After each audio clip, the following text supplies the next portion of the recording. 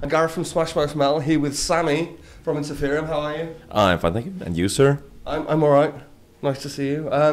So, Ensiferum, you originally formed back in 1995, and you produced 6 albums, 3 EPs, and a couple of demos over the years. I've done my research. Something like that, yes. So, over the years, you started 20 years ago, man. I was still in school, which is a long time ago, and you've had a lot of lineup changes in your early years. Now, specifically your folk metal, no? And then that's tinged with a bit of death metal, a bit of Viking metal. So throughout your early years and all those different lineup changes, people coming and going, do you think all these new members and people leaving had kind of an influence on your sound into what you are now? Of course, and although if you say folk metal, that kind of specifies our music very well. You just take the melodic folk music from Scandinavia and Ireland and whatever, and add it to metal. And that was pretty much what happened when Markus, the founder of the band, heard like old school melodic death metal from like Amorphis, Dark Tranquility, and he was also a lot into folk music, and he just wanted to combine that stuff. And since then, he, of course, he had friends who played music, and suddenly he has his own band, and there comes a point, where you have to make a decision. Can you really give 110% for the band, and keep touring, be away from home for half of the year and stuff like that? So it's only natural that some members said, no, I can't do it, and I have other things in life. I want to have like normal, steady job and study, and it's totally okay. But the lineup we had now has been steady. Well, 10 years. I've been in the band over 10 years, and only one change after me was a keyboard player, and that was also like 7 years ago. So we done most of the albums with this lineup, and I think it's really cool that we all come from different kind of backgrounds, and we add our own spices to the sound. And composing wise, this lineup is totally different than the original, because back in the days it was just Markus writing songs, and the old singer also did something, but they pretty much just brought the songs to rehearsal room and that was it. But now we sit down together as a band, arrange stuff, so it's more like a band. More of a band. Yes.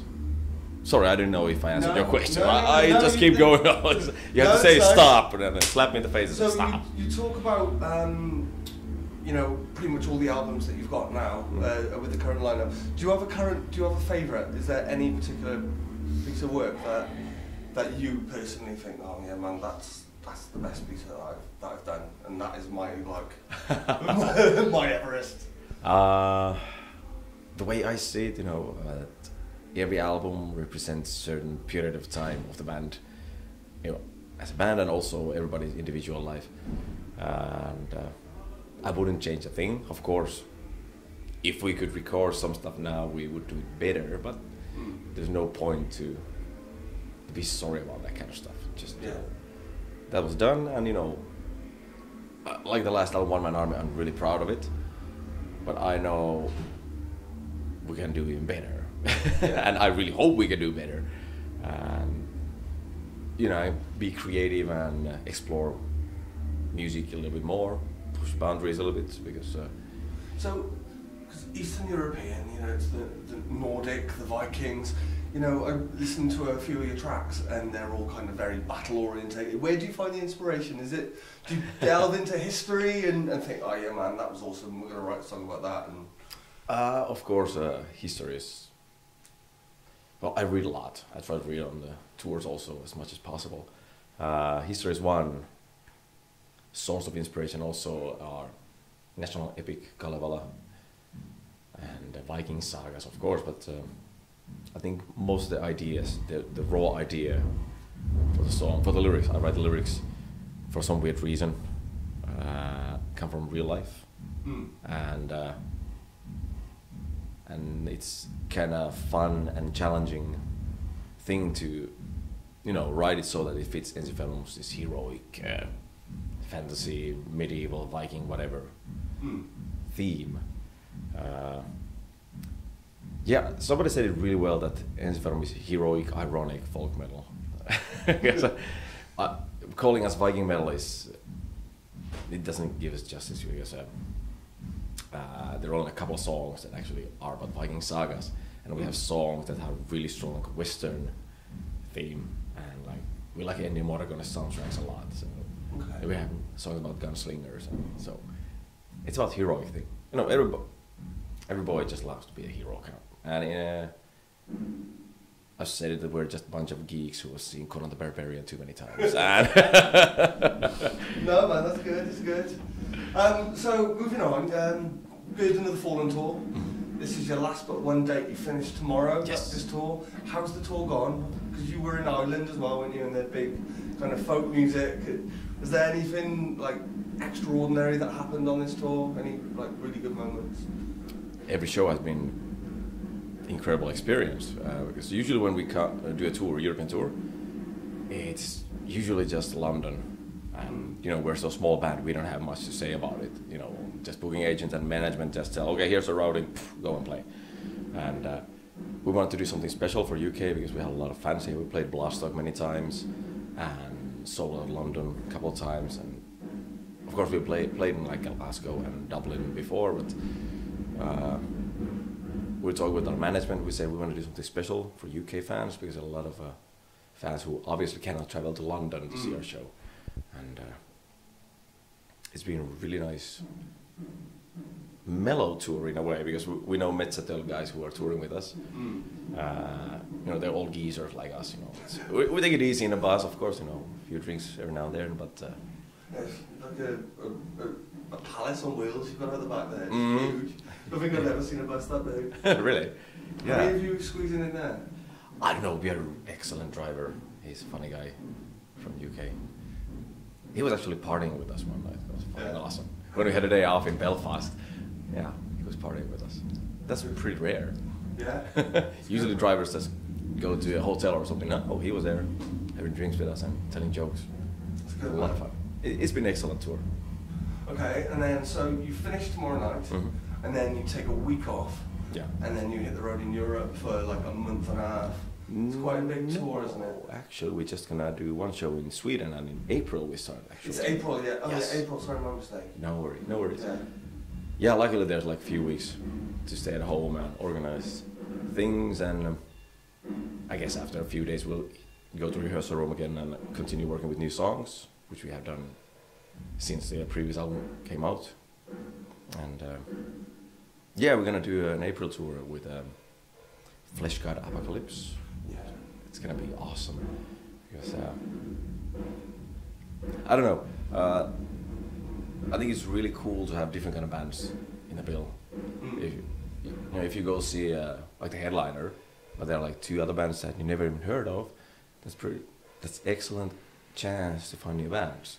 But if you go to a show where you know all the bands already, if they're from the same genre, you probably know all the songs. Oh, don't get me wrong, those kind of evenings can be a lot of fun. But on the other hand, I think it's good for everyone, of course. Or as a band, we draw a new audience if the other band is a little bit from the different genre. Everybody wins. You know, you can find a new band. It's quite good because in the Midlands there's a really, really rich underground metal scene.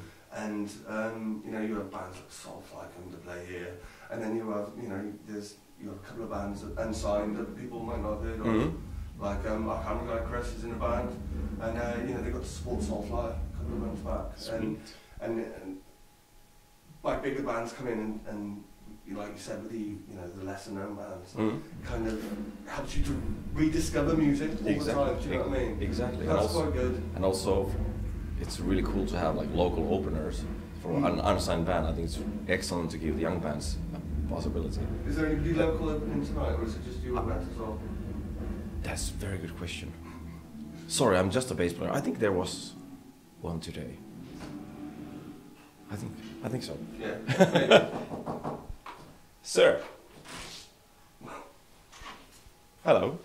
How are you doing? Good. Halfway through. Halfway through. Halfway through, okay. Okay, sorry, I keep talking way too much. Yeah, we keep standing to. I'll wrap it up now. Yeah. Yeah. Yes. And then I'll put the other two after the food, right? Yes, please. Thank you. Okay. Give me 3 minutes. Sorry for these interruptions. No, it's gonna be included. Yeah. Who was that? That's our tour manager. We love him. Okay. All right. So we've got to wrap it up a little bit now. One Man Army. Your last album is a year old. Yes. How's that done? Do you think personally was it received well? Yes, I don't think we ever has such great impact and feedback from fans that we had on One Man Army. Because usually when you do tour, after the new album is out, it takes like half a year or something that people really get into new songs. You know, they might be like, yeah, play the old hits, come on, yeah. But now, since the first song, you know, we started with a new song. Sorry to spoil the secret. Anyway, you know, people were singing along. Like a year ago, when the album was just out, been out for 2 months, I was singing along, like, massive crowd surfing and mosh pits, and it felt really good. Brilliant. And it also got pretty good reviews, so thank you. Okay. One last question. Yes. All right, it's a bit off key, but if you were attacked by waves of 6-year-olds, 10 at a time, how many waves do you think you'd survive before you were overwhelmed? Haha, I have to reveal a secret. Well, it's not a secret anymore. I'm actually a kindergarten teacher of my other profession, so I could definitely handle a 6-year-old. They're kindergarten. I mean, like preschool. So yeah. I just make them, you know, do some alphabet, you know, exercises or But what something. if they started coming at you with like swords and Swords and stuff. And I say, behave. No, I wouldn't hit them. that was I just would give them a bad eye. Shame on you. I will tell your mom. That's amazing. Thank you very much for taking the time. Thank you, sir. And I look forward to the show. See you later. A lot of fun. Thank you, sir.